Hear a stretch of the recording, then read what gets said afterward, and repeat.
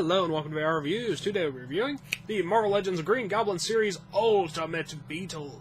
So, yeah, this is actually probably one of the cooler figures in this wave, I think, although he wasn't one I was especially interested in until I actually got him. Pretty cool character design. Nothing really like original Beetle, who was sort of like purple and green, which is a very common color scheme in comics for some reason.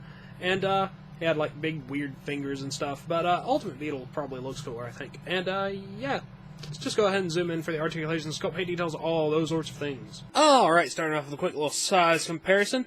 Here we have a Marvel Universe figure, which is Wolverine, and here's the Amazing Spider-Man from this wave, and of course we have Ultimate Beetle. Ultimate Beetle's a little bit taller than Spider-Man. Of course he's bigger than a Marvel Universe figure. He's also bulkier than Spider-Man by a significant amount.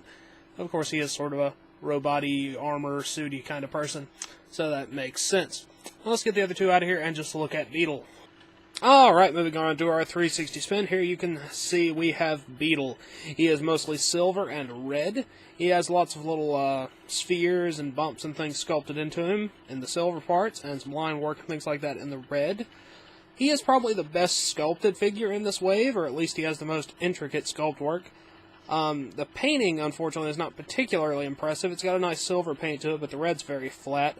I think this figure would probably look like 10 times better if you added some shading or a wash or something like that, because the sculpt work is really nice. The only real shading is on the inside of the wings, but has some varied between sort of light yellowish green and dark green.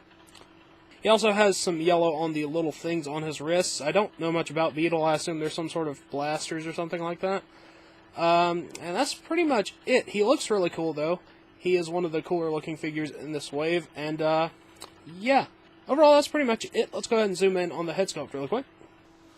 Alright, zooming in on Beetle's head sculpt, you can see he's got some pretty nice detail sculpted in there. He's got this sort of silver mouth face mask bit, and then he's got two big yellow eyes.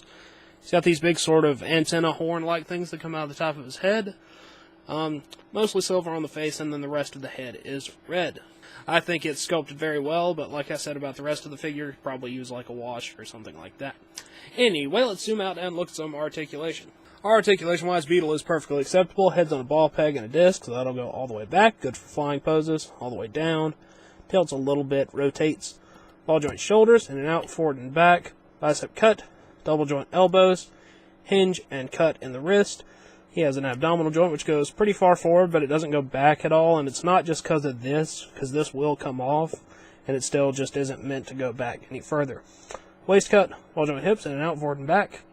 Upper thigh cut, double joint knees, hinge, and pivot down here at the ankle.